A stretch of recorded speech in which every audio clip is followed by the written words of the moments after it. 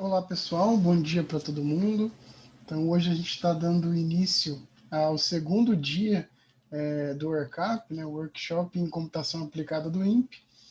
E para começar a nossa sessão de apresentações, hoje a professora doutora Lúbia Vinhas, que é do INPE, vai fazer a apresentação Imagem e Sensoriamento Remoto Orbital do sinal ao pixel. A doutora Lúbia Vinhas é bacharel em computação aplicada pela Universidade Federal de São Carlos, possui mestrado e doutorado em computação aplicada pelo INPE, atuando desde 1997 como pesquisadora titular do INPE, trabalhando na área de geoinformática. Suas áreas de interesse são sistemas de informação geográficos, bancos de dados geográficos, software livre, processamento digital de imagem e sensoriamento remoto e suas aplicações à geração de dados sobre o território brasileiro. Então, professora, eu passo a palavra para você. Você tem 45 minutos e depois a gente abre para 15 minutos de perguntas.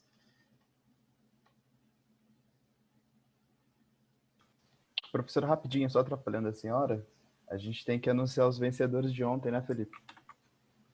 Sim, então, só para avisar a todos, ontem nós informamos que, com base nas interações que foram sendo feitas e as perguntas que o pessoal ia mandando e as votações, a gente ia escolher algumas pessoas para enviar alguns brindes para elas. Então, com base nas perguntas feitas nas votações, os participantes Paula Laroca, Fernanda Carolina, a Irene Soares e o Márcio José vão receber alguns brindes, tá? Então, logo menos a gente entra em contato, passando os passos aos quais a gente vai fazer a entrega, para vocês receberem e tudo mais.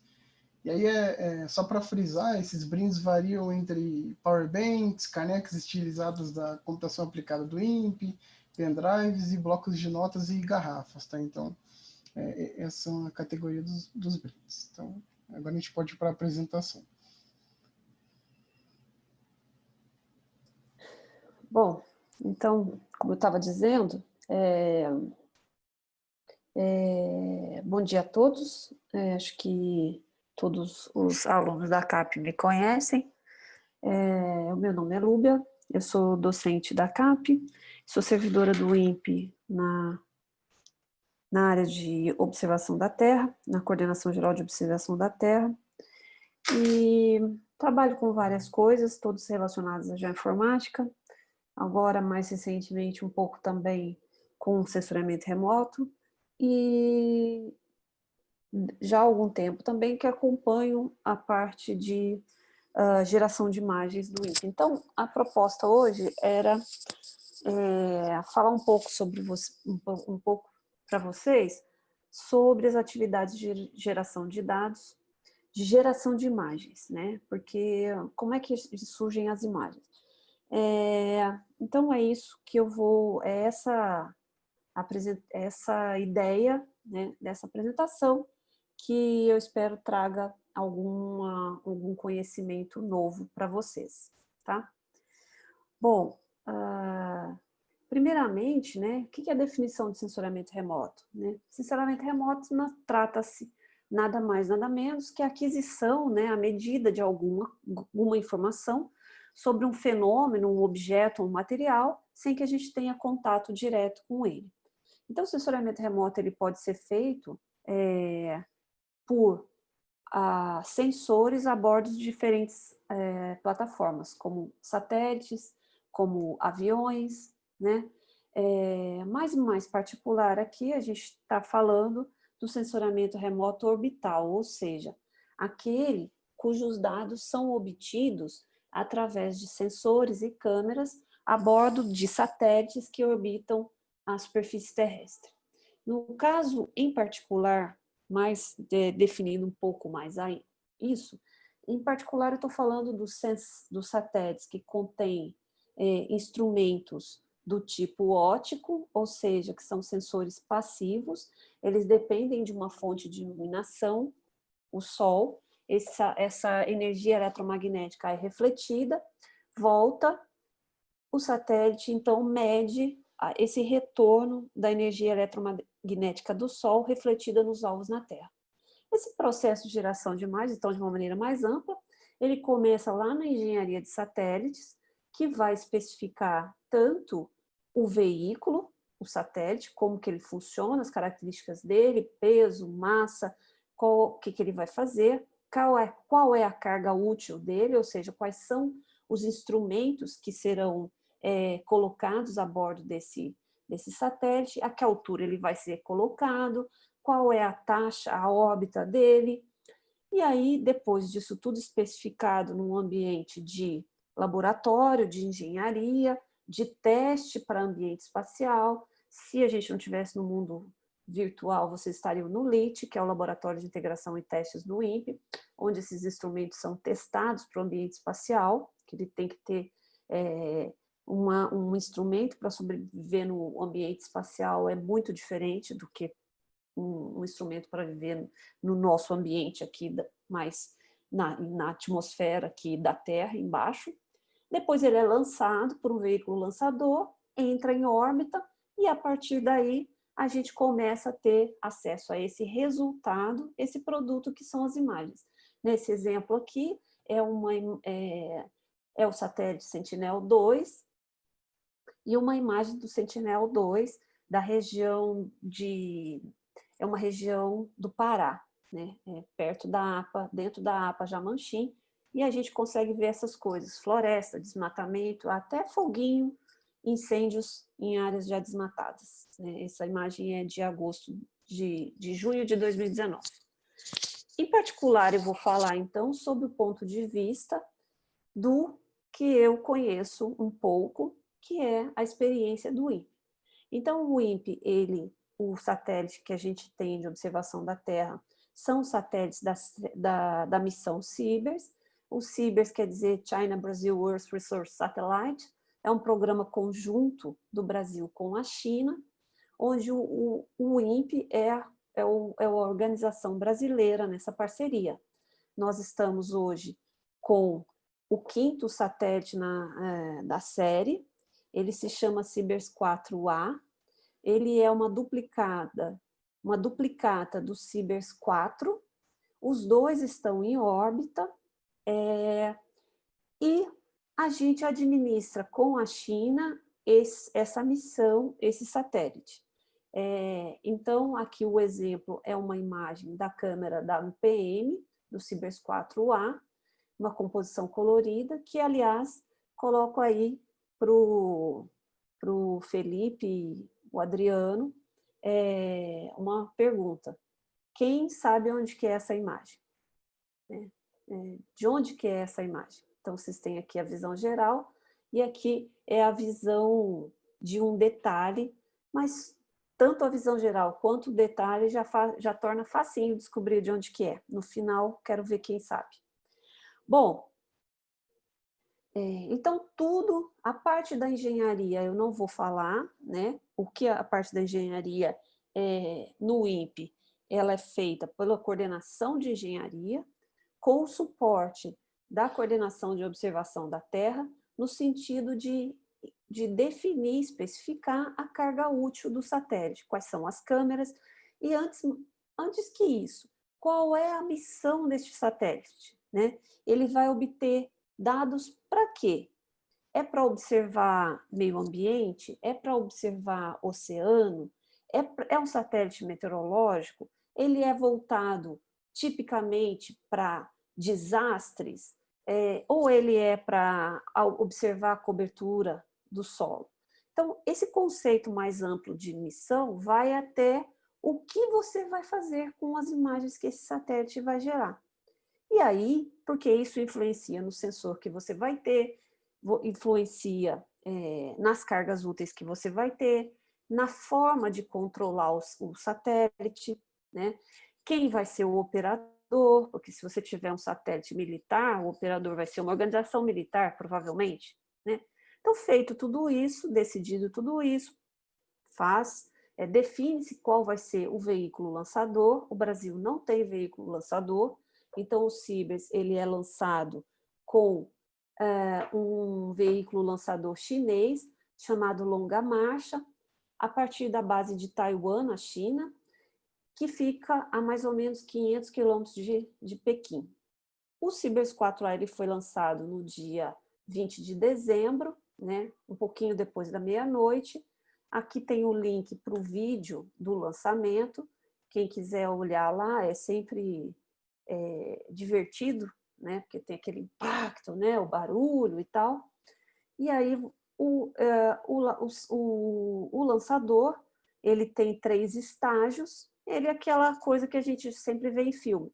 Vai soltando os estágios, o último estágio, na cúpula do foguete, está o satélite, e a última coisa que é lançado para fora que é aberto, é essa cúpula, e o satélite é colocado em órbita. Ele tem um pouquinho de propulsão que vai sendo ajeitado até acertar ele na órbita esperada. E ali ele passa a operar, né? Então, deu tudo certo, é aquele momento de tensão, né? A gente pôde ir lá no INPE, assistir a transmissão, fica aqui, você vê o pessoal da engenharia com a mão gelada, suando, porque não pode nada dar errado. Quando vai passando cada um dos diferentes estágios, eles vão respirando aliviado, né? Vão ficando emocionados e respirando aliviados. Ah, abriu o painel solar, não sei o quê, está comunicando. Então, realmente, eu acho interessante. Aí a gente entra num estágio chamado LEOP, aqui está faltando um C, é Launch and Early Orbit Phase, que os engenheiros de operações, então, assumem o controle do satélite, né? Aí aqui a gente tem o Centro de Controle de Satélite do INPE, fica ali perto da portaria, tem uma sala de situação lá, tem uma sala de acompanhamento lá. Então, algumas horas depois, aí vem o segundo momento de tensão, que é quando se busca em fazer o quê? A comunicação com o satélite. Então, é nesse momento que os engenheiros começam a procurar o satélite, né? Começam a procurar o satélite e a conversar com ele. Ele está respondendo, ele está dando sinal, ele não está perdido, a comunicação funciona. Então, é um outro momento de tensão que é como se você dissesse: o paciente está vivo, está respirando e está se comunicando. Se ele está fazendo o que você quer, ainda é cedo para dizer, mas a gente consegue pegar ele, né? A gente brinca, a gente consegue pegar ele nas antenas de tracking, né? Então, você começa. No caso do Cibers, o que aconteceu? Ele passou primeiro na China, então a China conseguiu pegar ele, traquear ele, e nós, no INPE, ficamos tentando localizar. A primeira passagem dele sobre uma área que a gente podia localizá-lo, nós não conseguimos localizá-lo. Aí entrou o momento de tensão de novo. Então, só depois, 24 horas depois, que a gente tinha uma outra chance, né? Então, esse tempo, na verdade, 12 horas, depois 12 horas, ficamos pensando o que aconteceu, o pessoal da engenharia desesperado no sentido, né, tenso, né, tentando falar com os colegas que estavam na China, o que aconteceu. E aí, só como uma anedota, essa primeira passagem que era esperada para traquear os Cibers não foi. Por quê? Porque houve um erro de comunicação da parte dos chineses de dizer a hora no fuso horário correto. Existe um padrão de olhar no fuso universal e eles esqueceram. Então a gente estava procurando ele com uma diferença de 6 horas. Né? Então essas coisas acontecem na cooperação, né, com o outro parceiro que tem diferença de fuso horário, diferença de língua. Então aconteceu, mas foi tudo bem. Depois conseguimos pegar o satélite nas nossas antenas de recepção, de traqueamento, né? Então, aqui é uma visão que vocês têm das antenas que a gente consegue usar para fazer o rastreio, né? Então, quando ele passou nessa órbita, essa que eu estou contando aí, que era a órbita perdida, que seria a primeira órbita, né, que estava lá todo mundo, a imprensa, para dizer, o satélite está vivo, era nessa antena de Natal. A gente ia pegar era que ele passasse nesse restinho aqui, a gente conseguiria se comunicar com ele. E nós não conseguimos. Então, foi só na próxima órbita que a gente conseguiu pegar ele por Cuiabá. Aí vem um outro momento muito importante, que é o momento primeiras imagens, né? Esse primeiras imagens é aquele momento que aí você sabe que ele está vivo, está respirando, eu consigo conversar com ele, mas eu preciso saber que ele está fazendo uma coisa útil. Como que eu provo isso? Mostrando para o mundo as primeiras imagens. Essas foram as primeiras parte das primeiras imagens que foram obtidas com o Cibers 4A. E essa primeira imagem, o objetivo dela é aquele objetivo marqueteiro. As primeiras imagens é para você divulgar na imprensa, é para o Ministério divulgar. Ninguém está aqui preocupado ainda com essas imagens, se ela está corretamente posicionada, ninguém vai fazer nenhum trabalho com ela. O objetivo dela é um marco no processo de lançamento do satélite, é um marco de dizer, olha, gera imagem, né? E com esse objetivo de uma prestação de contas, de fazer uma divulgação, né? Então, foi combinado que isso só seria feito quando seria feito em conjunto, INPE e China, né? E CRESDA, o Brasil e a China. Foi bem no Natal, naquela época, entre o Natal e o Ano Novo, ficou todo mundo trabalhando para conseguir escolher, processar, gerar uma imagem boa, e aqui a gente tem duas imagens de 2 sensores, né? Uma da WFI, que é a nossa imagem de campo de visada muito grande, com 55 metros de resolução espacial, e a MUX da China, com uma resolução espacial de 16 metros. Né? Então, foram essas algumas das primeiras imagens que foram divulgadas pelo CIBERS.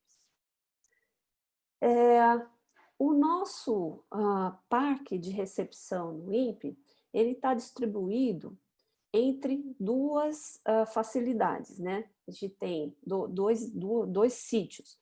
A gente tem um sítio em Cachoeira Paulista, tá? Que tem 5 antenas. Então, aqui vocês podem ver a característica dela, que a característica principal é o tamanho dela, né? Que é o diâmetro dessa antena, e os satélites que ela consegue receber ou receber. E um outro principal é a estação, o Parque de Cuiabá, em Mato Grosso, no INPE Mato Grosso, o INPE Cuiabá. Lá nós temos também 4, aqui está 3, mas tem 4, eu já vou mostrar qual é a quarta, 4 antenas também de recepção e de telecomando também. Então, para o caso do Cibers 4A, né, a gente comprou uma antena nova, né? Essa antena nova é essa que está na foto aqui, que foi instalada lá em Cuiabá. Ela é uma antena enorme, de mais de 11 metros de diâmetro, e ela tem como característica ser uma antena dual. O que significa isso? Significa que ela consegue receber e transmitir dados em 2 frequências, que são chamadas de banda S e banda X. A banda S, ela é uma frequência para você trafegar com o satélite telecomandos. Então, telecomandos, que mais para frente vocês vão entender o que é. E a banda X, ela serve para você trafegar dados, para você receber dados. É outra banda diferente, né? E essa antena, então, ela é uma antena dual, ela foi uma novidade para nós, é a primeira antena dual que a gente opera no INPE, e ela foi comprada, instalada em Cuiabá, já observando com recursos do Cibers 4A e do Amazônia 1. Então, ela vai servir para atender tanto o Cibers 4A quanto o Amazônia 1, que é o próximo satélite. Esse não é em colaboração, é totalmente do INPE, que o INPE vai colocar em órbita, se tudo correr bem, só Deus sabe quando, mas em teoria, no máximo até o meio do ano que vem. Então, quando o pessoal que trabalha com antena, com a recepção, ele vai trabalhar trabalhar com essas características aqui, que são características de engenharia de telecomunicações e de hardware, e que, para falar a verdade para vocês, esses detalhes aqui de quantos megahertz é o FI, eu não sei nada. Eu só sei, ou polarização, eu só sei que ela é uma antena dual, que serve tanto para a gente trafegar telemetria, quanto para receber dado útil, que no caso são as imagens. Acompanhado, né, da antena, a gente também tem toda a parte de hardware associada, que são os gravadores e os demoduladores, porque o que chega na antena é um sinal analógico, né? Então, o processamento da antena vai transformar aquilo em sinal digital e vai decodificar esse dado. Então, aqui dentro tem hardware, tem software, tem armazenamento e tem transmissão entre esses canais, entre essas máquinas aqui.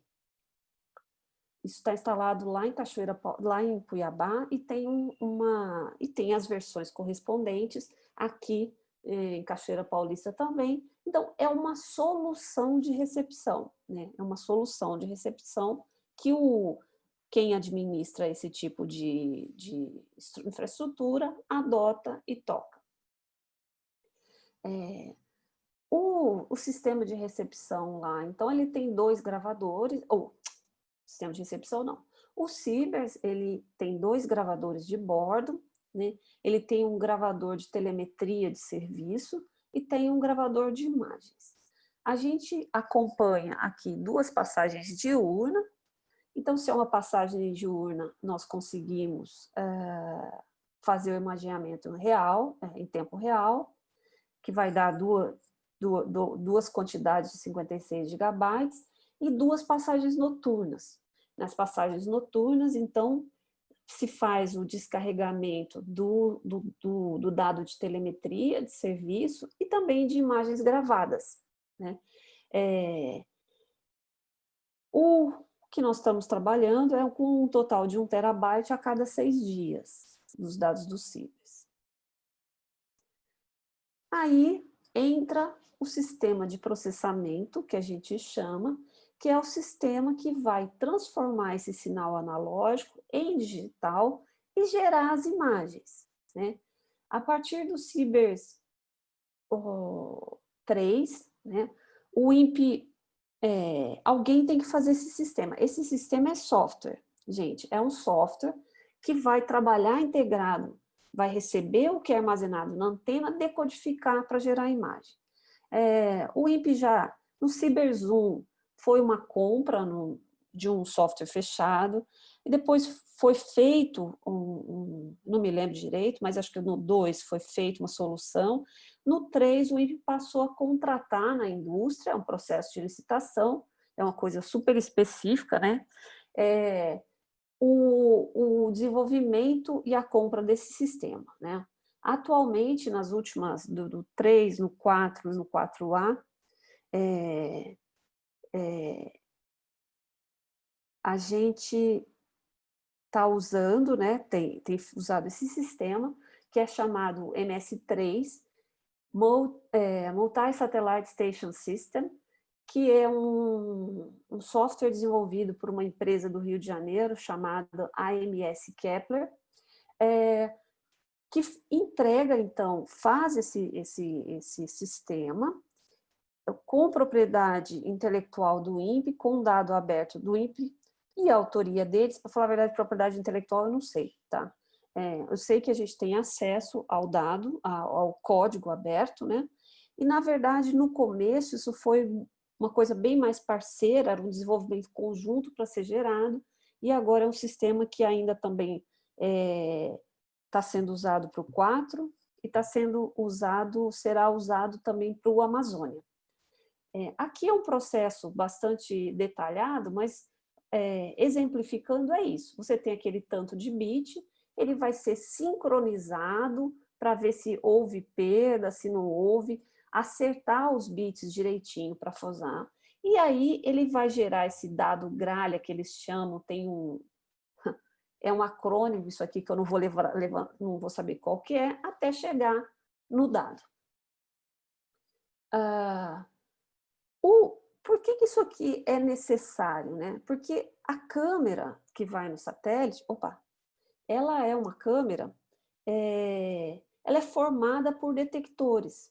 Então, tem todo um conjunto de hardware lá, que é barra de detectores, em cada detector tem um número de CCD, então cada um manda num canal, tem que alinhar os canais, tem que fazer uma série de coisas ali para primeiro decodificar, no sentido só engenharia de telecomunicações, decodificar a informação que chega lá, tem que ver se não houve perda, tem que ver se faz sentido aquele pacote de dados, como uma coisa normal de telecomunicações.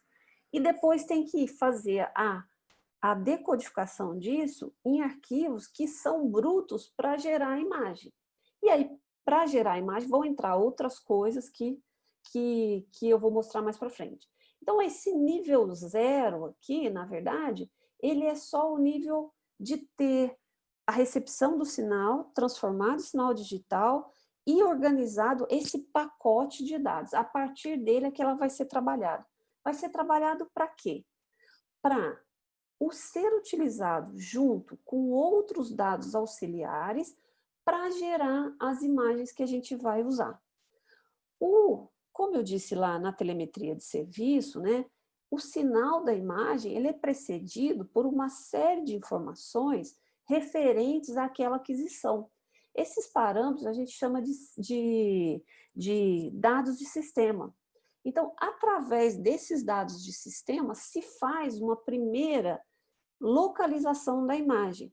Eu sei a engenharia do satélite, sei a engenharia do sensor, eu sei que naquela aquisição ele estava a essa altura, a esse ângulo de visada, a efeméride era essa, o bore sight era esse. Eu sei todos os parâmetros que ele mandou, então eu mastigo essas imagens junto com a especificação de engenharia e falo, essa localização é aqui. Obviamente que a órbita do satélite ela não é fixa, ela é fixa no nível macro, mas o satélite vai ali flutuando, ele vai abaixando um pouquinho, aí chegam ele para o lugar certo, ele torta um pouquinho para lá. Então, a correção de sistema, ela é dependente do GPS do satélite, da capacidade dele se acertar das informações de localização. Então, você chega até um ponto que não tem um nível de precisão de localização perfeito ou aceitável, né? Toda localização tem um erro, mas um erro aceitável. Então, a partir desse nível 1 aqui, que só tem os dados, a correção geométrica de sistema e radiométrica de sistema, ele nem é distribuído para os usuários, né? A partir de alguns outros parâmetros externos que a gente pode usar para calibrar a imagem, vai gerando o que a gente chama de nível de processamento. Cada provedor de dados tem uma nomenclatura para nível de processamento, né? Nível 1, nível 2, nível 3, nível 4, nível A, nível B, nível C. Não é uma coisa muito padronizada. No caso do Cibers, a gente chama de nível 2 o geoposicionamento, geolocalização com nível de sistema. O nível 3 é quando a gente faz uma correção geométrica de posicionamento a partir de pontos de controle, GCP, Ground Control Points, e o nível 4 é quando a gente coloca também a informação sobre o modelo digital de terreno e corrige a resposta esperada em função do relevo. E aí a gente tem uma imagem com melhor grau de precisão de posicionamento no terreno, planimétrico, e levando em consideração os dados de relevo, que são as imagens ortorretificadas. No caso, esse primeiro passo aqui, que é para gerar o nível 3, o conjunto de pontos de controle, ele é feito como? Existe uma base de imagens que são de um sistema do Landsat que é considerado um certo nível de referência. Então, a partir desse conjunto de dados, desse e mais alguns, foram criados um banco de dados de pequenos kernelzinhos.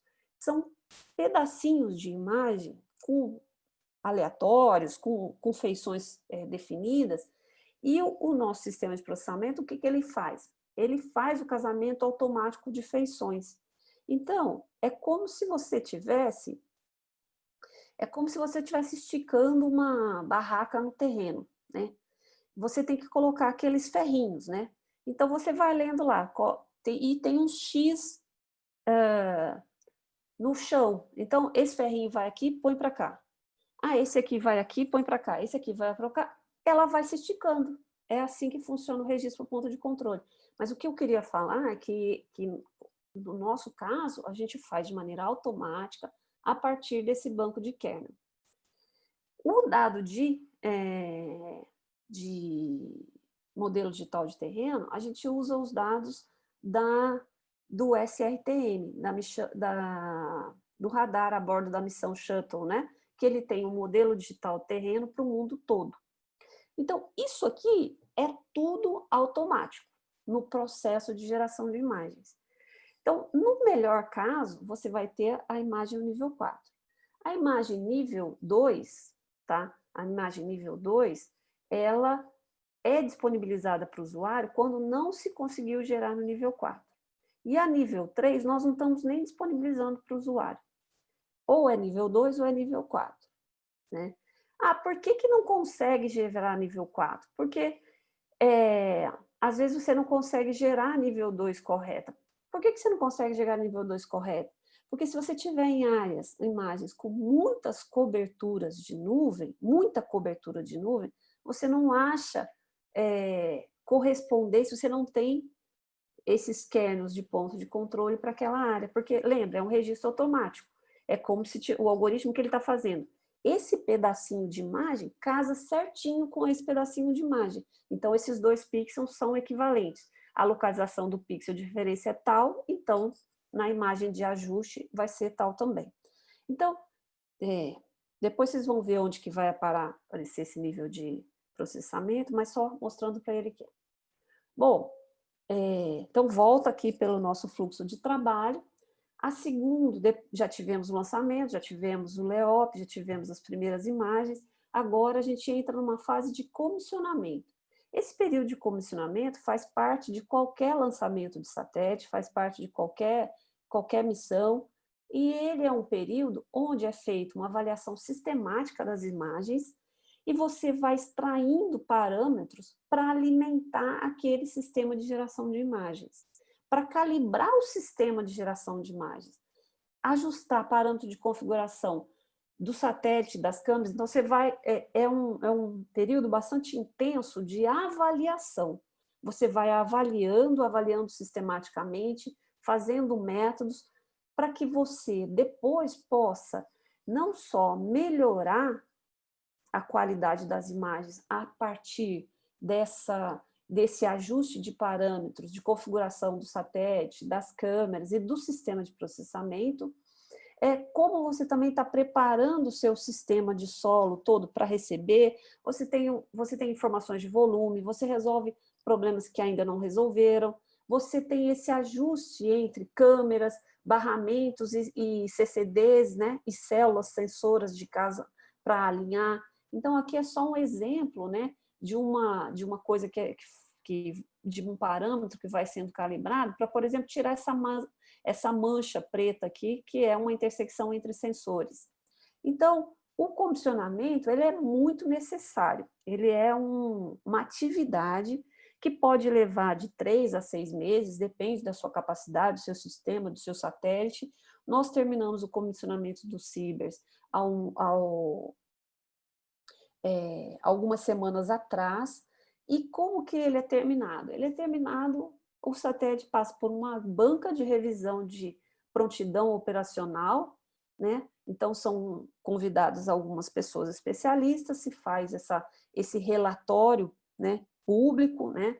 E se coloca tudo que foi feito, problemas que surgiram, como que eles foram tratados, e você tem relatórios que atestam parâmetros de qualidade das imagens, tanto quanto a radiometria, quanto com a geometria, tanto com o sistema de processamento, né? No caso do comissionamento do Cibers, é uma atividade muito intensa, e o que aconteceu? Aconteceu que o INPE diminuiu muito o número de pessoas dedicadas a essa tarefa, porque diminuiu muito o número de pessoas, de uma maneira geral. Então, para auxiliar no comissionamento, também o INPE contrata os serviços de uma empresa que vão ajudar a fazer principalmente as avaliações das imagens, né? Então, é um trabalho complexo e tal, e nós acabamos de terminar do Cibers. Aí segue o fluxo de processamento. Então, passou pela banca de revisão de prontidão, né? A gente vai entrar no processamento cotidiano. O processamento cotidiano quer dizer, recebe, processa, passa por algum controle de qualidade. Esse controle de qualidade ele está aqui, mas ele pode estar aqui também depois da produção. É uma pessoa humana, são pessoas humanas, que eu quero dizer, não é software. Gera as imagens nos diferentes níveis de processamento e segue para catalogação e disseminação para chegar aos usuários de algum caminho. Por exemplo, através de um portal que é o nosso catálogo. Então, hoje, com o Cibers 4, Cibers 4A, nós estamos nesse modo aqui. Nós estamos no modo de operação cotidiana. A banda X, então, né? A banda X é a banda usada para receber imagem, não é telemetria. A gente continua com essa possibilidade em dois sítios, né? Cachoeira Paulista e Cuiabá. O principal é Cuiabá, como vocês podem ver, por razões óbvias, né? Porque em Cuiabá a gente consegue ter uma cobertura que engloba o país praticamente inteiro. Na verdade, aqui bem no norte, aqui Roraima tem um pouco de perda aqui no finzinho, mas ela é aqui. E a estação de Cuiabá, e aqui em Cachoeira Paulista, a gente consegue pegar aqui mais a parte de oceano, a parte costeira do país também, né? Mas não é que pega nas duas. Por passagem, ou vai ser recebido em uma, ou vai ser recebido em outra. Porque, no caso do Cibers, o Cibers 4A, tem agora um sistema também, que é vou explicar como os meus amigos engenheiros que trabalham com isso me explicam for dummies. É uma anteninha que aponta para lá, aponta para cá. Então, ele tem esse sistema que pode fazer ele, na hora de descarregar os dados, olhar para o lado e descarregar no lado de cá. A faixa de cobertura do Cibers de Cuiabá, você vê que ela é bastante boa. Na verdade, a gente pega boa parte aqui do norte da Argentina, do Chile, Paraguai quase inteiro, uma parte do Equador, aqui a Guiana inteira, né? Então, a gente tem uma boa possibilidade de receber, de obter imagens Cibers aqui na América do Sul. E como que isso é feito? Bom, existe um time de operações, né, um setor responsável pela operação do satélite, que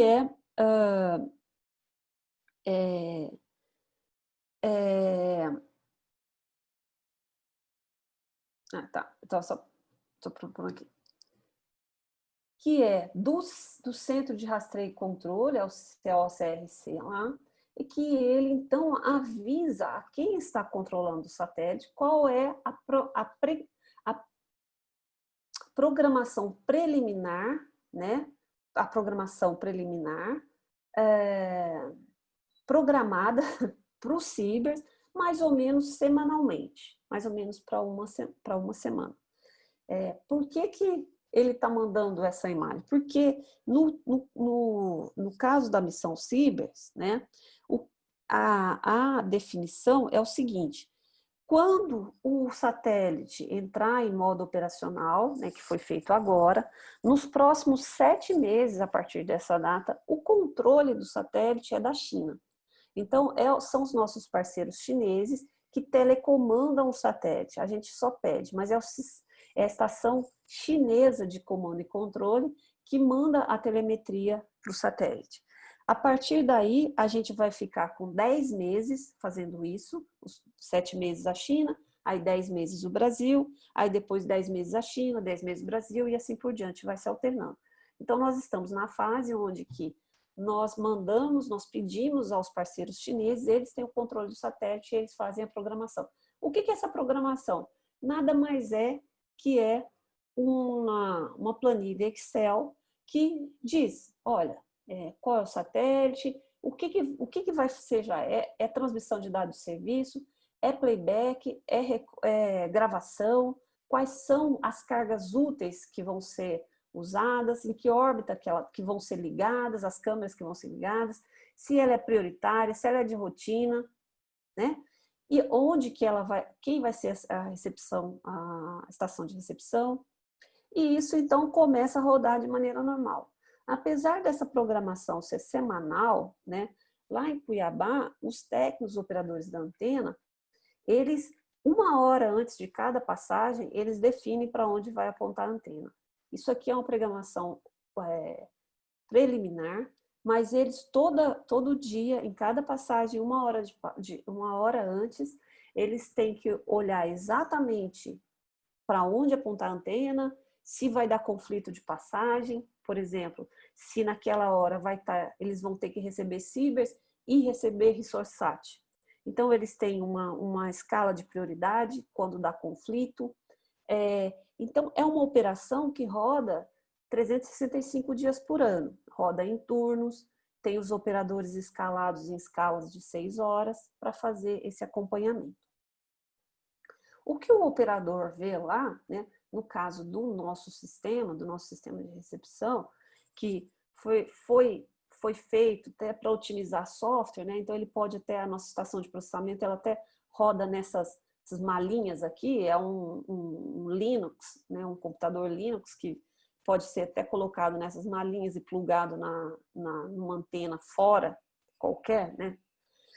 Mas o operador lá, ele vê uma coisa muito legal também, e aqui nesse videozinho dá para vocês verem, ele tem esse Moving Window, que é quando é a passagem diurna e o imageamento está sendo feito durante aquela passagem, ele vai acompanhando aqui aonde que está vindo, onde que ele está passando e vai vendo aqui a prévia da imagem sendo gerada numa certa composição colorida. Então, é muito legal. Então, naquelas primeiras imagens que eu estava contando naquele dia lá, a gente estava lá esperando aparecer a imagem. E a gente teve um problema também, não conseguiu pegar a primeira passagem. Na segunda, é uma novidade, essa coisa de antena dual, é uma novidade para o INPE trabalhar dessa forma. Então, foi só na outra e na outra, quando nós, aqui em São José, o pessoal em Cachoeira, o pessoal em Cuiabá, no CCR, na UBT, em pleno véspera de Ano Novo, a gente acompanhando e foi vendo na Moving Window a imagem se formando, é aquela sensação muito gostosa de alívio de que deu certo e que a gente está conseguindo fazer. Bom, para a transmissão de dados, né, a geração do produto final, da imagem final, não é feita em Cachoeira Paulista. Lá não tem nem pessoal, nem sistema de armazenamento, nada para tratar disso. Ela é feita em São José dos Campos, principalmente no comissionamento e operacionalmente, teoricamente, em Cachoeira Paulista. E essa comunicação, então, de dados é via RNP, né? O sistema RNP. Então, é muito rápido, né? Questão de horas, a imagem da passagem, a imagem já está disponível. A infraestrutura de geração de Cachoeira Paulista, ela tem uma infraestrutura de um tier só, de disco SATA de alta performance. A gente tem um volume ainda disponível de 100 terabytes, né? Tem uma capacidade de processamento que hoje a gente está processando as 2 passagens diurna, e o backlog e as outras passagens vão virando um backlog. O que nós decidimos? Nós decidimos, porque o usuário quer ver a idade mais recente, então a gente vai andando, sempre mantendo o futuro em dia e conforme vai sobrando tempo, do presente para trás, até dar conta desse backlog e aí não ter mais nada para passar. A geração eu estou correndo aqui porque os 44 mais vocês me roubaram 5 minutos no anúncio dos prêmios, tá? Então, a organização para a gente localizar uma imagem em um ponto específico é através das grades, né? A grade é que ela diz o recorte, onde amarra o recorte no espaço para você acessar um arquivo ou outro, né? Então, diferentes sensores têm diferentes grades. A grade do Sybris, ela é muito parecida com a grade do Landsat Eole, por exemplo. Então, você tem aí as cenas, né? A cena, então, é naquele recorte de grade num determinado dia, hora, uma determinada passagem. Então, você vai ter lá para uma passagem, para uma cena, que a gente diz, né? Esse recorte no terreno, unicamente identificado, você tem todos os metadados dele. Que dia, qual é o path row, né? Que é o path ou row, é o X e o Y dessa grade, de qual sensor e etc. Você tem uma série de metadados e tem uma série de dados de sistema, então que vem tudo, aqui é bem mais longo, aqui, esse XML, que é para se alguém tiver essa capacidade, quiser processar isso, por exemplo, para melhorar a imagem, tudo bem. E no nosso caso aqui, a gente distribui as cenas de maneira separada, sendo uma banda espectral por arquivo. Então, as bandas espectrais aí, sensoriamento remoto, eu não falei sobre elas, mas é uma medida em relação ao intervalo do espectro eletromagnético de um sensor em particular, né? Então, a WPM é a nossa câmera de alta resolução, ela tem, aqui são 2 cenas diferentes, tá vendo? Uma é a 218/131, a outra é a 201/143, e ela tem uma banda pancromática, que não está mostrada aqui porque ela é muito grande, não deu tempo de abaixar, e 3 bandas, uma banda que seria essas 3 bandas na faixa do visível, verde, vermelho e azul, e uma no infravermelho próximo. E aí você vai acessar esse sistema, vai abaixar essas imagens e vai levar para o seu SIG e trabalhar com elas, né? Aqui, hoje, a gente já está trabalhando, né, com uma interface de acesso a esse conjunto de dados de um portal, através do catálogo, mas a mudança que aconteceu é que cada arquivo desse, ele tem uma interface de máquina, que ele é exportado por um serviço onde você acha a localização física desse arquivo. Então, você pode construir um programa que consulta a disponibilidade de um dado por uma quantidade de parâmetros e acessá-lo diretamente sem intervenção humana. Você pode programar isso.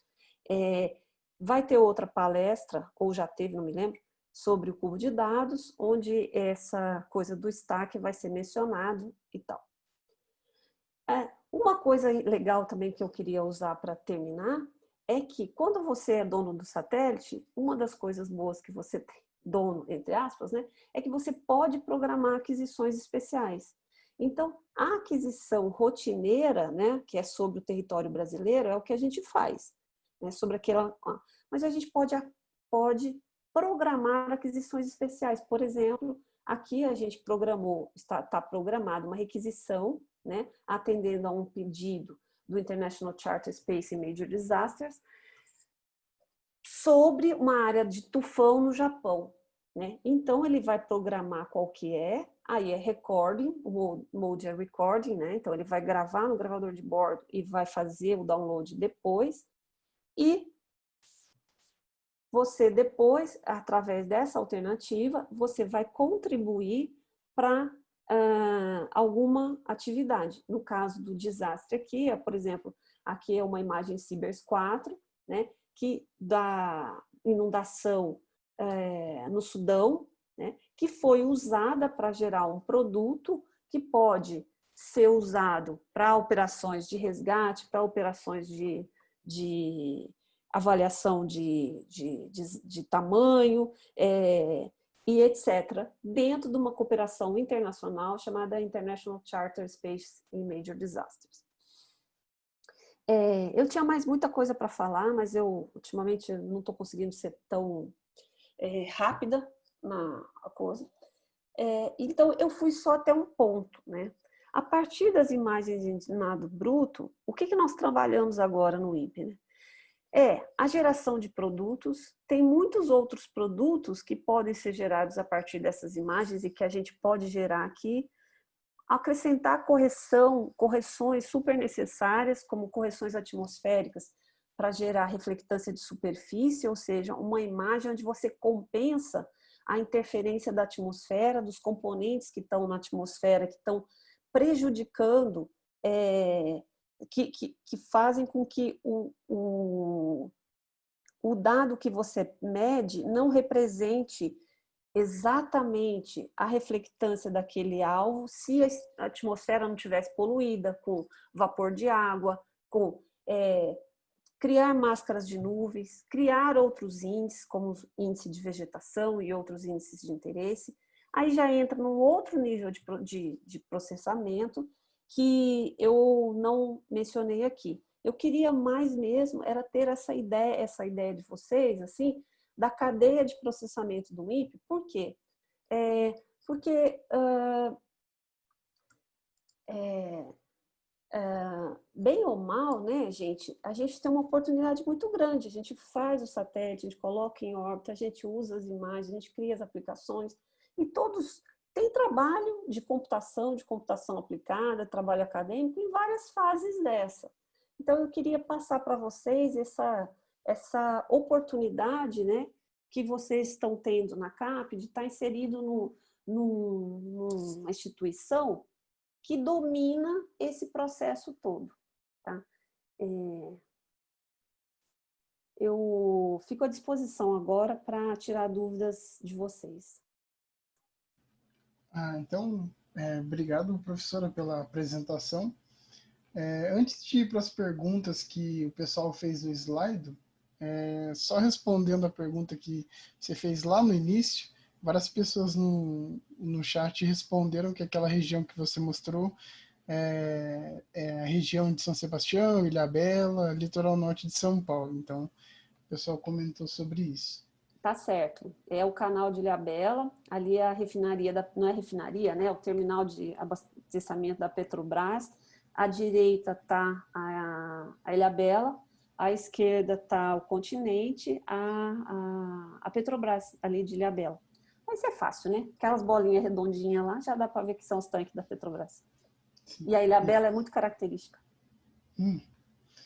Tá, então, indo agora para as perguntas, a primeira pergunta é do Jales Bussinger, da UNB, ele faz engenharia ambiental, e ele pergunta, dentro do contexto da missão Cibers, qual é a contribuição do Brasil e qual a da China?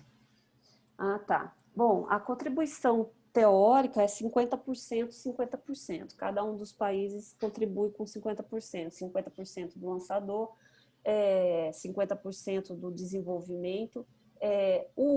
As câmeras, tá? A AWPM, que é a câmera de alta resolução que a gente está usando agora, ela é uma câmera chinesa, tá? Ela é uma câmera chinesa, ela toda chinesa. A câmera, a MUX, ela é toda brasileira, né? E a WFI, ela é brasileira também. A WPM, que é a câmera de alta resolução, é chinesa. Então, todos os testes de integração, toda a integração é feita no Brasil, no modelo de engenharia e no modelo de voo. Então, depois ele vai para a China e ele é retestado lá, e feito esse teste de novo lá. Para falar para você, se a sua pergunta é especificamente em questão de recursos, quanto custou para o Brasil, quanto custou para a China, eu não sei te responder, tá? Mas é por volta disso, 50%, 50% para cada um. Então, a participação brasileira, qual que é? O INPE, ele funciona como o que a gente chama de um main contractor. O INPE não faz os elementos de hardware, né? Ele contrata na indústria, ele administra a contratação desses elementos, ele administra a adequação desses elementos ao ambiente espacial. Muitas vezes ele capacita a indústria para desenvolver componentes no sistema, para o sistema espacial, mas a gente faz a integração e contrata os componentes na indústria. Bacana. E aí, a segunda E é uma pergunta... política, né? Por sinal, isso é uma política. É uma política no sentido, é uma política estratégica, que é o desenvolvimento da indústria nacional. Beleza. Então, a segunda pergunta também é do Jales, a segunda mais votada, né? E ele pergunta se existe a possibilidade de, no futuro, o Brasil, via INPE, investir na produção de satélites SAR, além de satélites ópticos. Existe. O Brasil, o INPE, ele já trabalhou no passado, porque até você chegar numa missão, tem um longo processo, né? Então, tem um longo processo que passa por desenvolver. O INPE até tem uma espécie de laboratório chamado C-Prime, que é um ambiente para investigação de uma missão. Então, passa por conhecer os usuários, custos, os balanços, isso custa, isso tem, isso custo, tempo, balanço, propósito, né? Esse balanço entre custo, tempo, propósito e factibilidade. Então, nós já tivemos no passado esse primeiro levantamento para uma missão chamada MAPSAR, né? Que a ideia era fazer uma colaboração com a Alemanha, e ele foi muito avançado, foi até de ter workshops com usuários, de pensar em várias coisas. Hoje, a gente, eu vou falar bom, eu sou puxa-saco do INPE porque é o meu empregador, mas eu acho assim, a organização que mais tem condições de especificar o desenvolvimento de algo pela sua experiência é o INPE, né? Através do C-Prime, através da engenharia, através dos usuários. A gente, quando vai fazer uma carga útil SAR, tem outras implicações. Porque o SAR é um sensor ativo. Então, ele tem que ter mais potência, ele tem que ter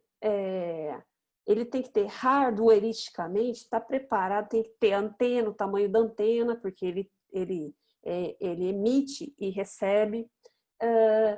Hoje, a gente, com o Cibers 4 e com o Amazônia, a gente tem um módulo de serviço chamado PMM, que é a plataforma multimissão, que é como se fosse um esqueleto onde você poderia pregar cargas úteis diferentes, né?